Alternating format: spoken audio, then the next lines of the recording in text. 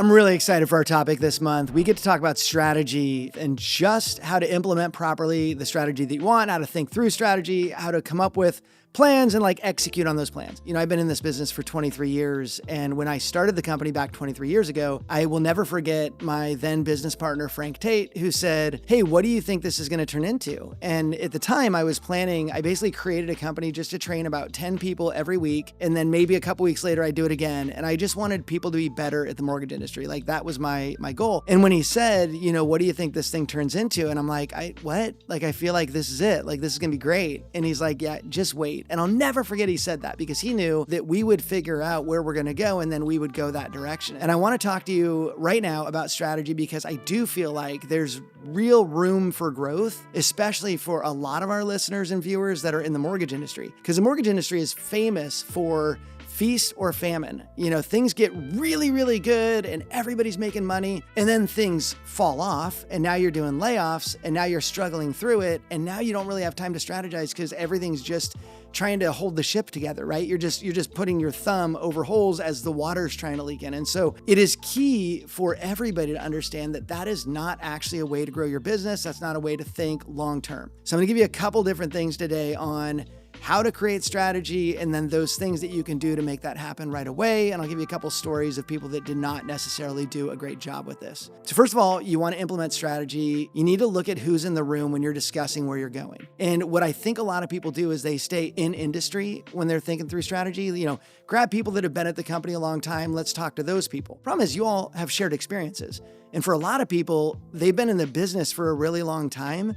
They don't have that ability to think outside of what our industry is currently doing. So what you need to do is have a group of people that you go to where you can say, "Hey, I'm planning this big move. What do you think?" And then you get those people to feed into your life. There's groups that are all around that are perfect at this, where they'll set up a monthly meeting. And during that monthly meeting, CEOs can go talk to 10 other CEOs and work through those things. But you can create this yourself. Find people in similar positions as you in other industries and ask them what they're doing. The other thing is, when you get the right people in the room, by right people, I want you to think ethical people. There's a lot of people that will tell you how to cheat, lie, steal in order to get what you want. Those people do not belong in your room. And I've seen multiple times when companies will launch a big thing, and I'll look at it and be like, did you at all think about how ethically that is a problem, or how you've basically broken 3 laws in your new strategy? I was in Nebraska yesterday, and I was listening to some statistics of what companies are doing. And I heard of what this company is doing with AI. And my initial thought is, have they thought about how many rules that violates? Killer sales tactic also violates a lot of rules. So have the right people in the room when you're thinking about strategy. Second thing you've got to do when you're thinking about strategy is focus on the data. Data is not emotional. And the beauty of data is it doesn't lie.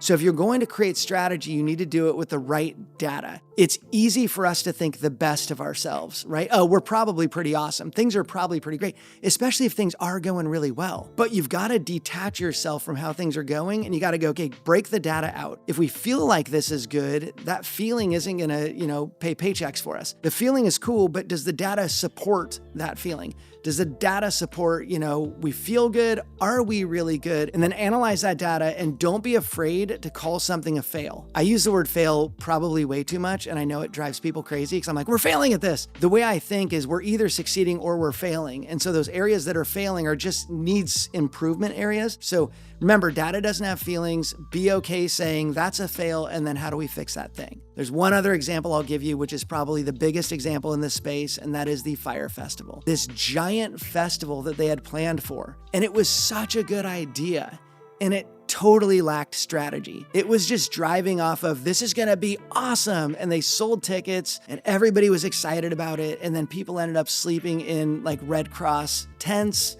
And it was just a complete miserable mess. If you don't have the strategy, but you've got the great idea, you're creating a system that will just ultimately fail and could have massive damage, where now your reputation is completely defeated. So you've got the right people in the room. You're going to focus on your failures. You're going to focus on data.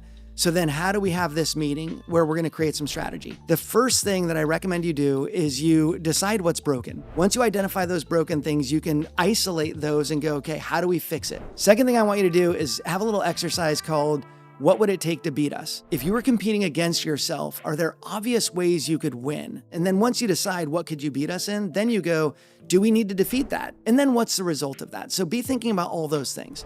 The next thing I want you to think about is, how do we create then the plan to solve for that? So in our company, we have 3-week sprints on like everything. When it comes to like implementing a plan, easy. We plug it into the 3-week sprints. At the end of 3 weeks, we're going to have the solution, which is awesome. But the final thing I want you to think through is, what if it works? We oftentimes go, well, what if it doesn't work? What's our bailout? Or is this too risky? If you think about what if it works, then you go, oh gosh, if this works, we're going to get flooded with business. And do we have a system that can handle that? If you think about what if it works, play that out, and then we can build into our strategy solutions for the follow-up. So when we launched Coop Plus, we did a lot of work to get Coop Plus off the ground. We could have done a little bit more on what if it works.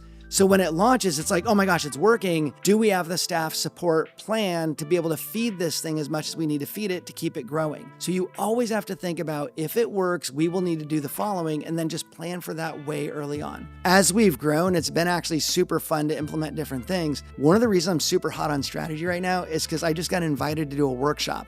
I got 8 hours with one company, and I got 8 hours to workshop ways that you can compete against AI by using AI. You know, everybody says you're not going to get replaced by AI, but you will be replaced by somebody who's using AI. So we got to spend 8 hours working through, what is a human? What is AI? How can a human best utilize AI so you can be that person that takes people out using that strategy? So we literally spent 8 hours strategizing business, figuring out what people's gifts are. How do you grow those gifts? How do you lean into those gifts? And then how do you leverage AI to be successful? So I'm kind of hot on strategy because I've gotten some time to work with a company and go, okay, what are the strategies we must implement right now? I'll tell you, I'm super addicted. I want to do so many more of those workshops, because just sitting down and thinking through things is like step 1 to greatness. So many companies just do whatever's in front of them, and that's fine. On a daily basis, you do what's in front of you, but at least quarterly, and definitely I recommend monthly, getting together with the right people in the room, building that strategy, making sure it works, doing a postmortem on the last strategy, making sure that that did what it was supposed to do. And if not, we implement new tools into the new strategy. Doing all of that will help you grow a company. And in these days of AI, when AI is moving so fast, you've got to make sure that you've already strategized how you're going to deal with AI. A year ago, I removed myself from the position of CEO, and I got myself a strategist at the CEO role. And it has been amazing. So my final thought for you is, make sure you're doing your highest and best use. Are you where you should be? And if not, do we need to bring in a strategist to help us do this? Oftentimes the person's right in front of you. Sometimes you need a consultant, which is who our CEO was. He was a consultant, came in here to help us develop strategy and just loved it, and we left him, and so we talked him into staying. You can bring a consultant in to look at your company from a totally different angle and help you figure out how you're going to get from here to here. Consider bringing in a consultant, looking at your business, telling you what's broken. And remember, data doesn't lie and data doesn't have feelings. And so if you can detach yourself from the feelings, list what a consultant brings you, you can then implement the right strategies. You're going to hear from an amazing strategist in my next session of Lessons from Last Time, when I sit down with Justin Tucker, who is a master implementer of strategy. You're going to love that. That'll come out in a couple weeks. In the meanwhile, I'm smart enough to know I'm not the smartest person on this. Like, I'm one of the voices. I want all the other voices to chime in. So please comment below. Let us know what strategies you've implemented, a tool for strategy. If there's a great consultant you would recommend, please throw that in there. And I will see you on the next Lessons from Last Time.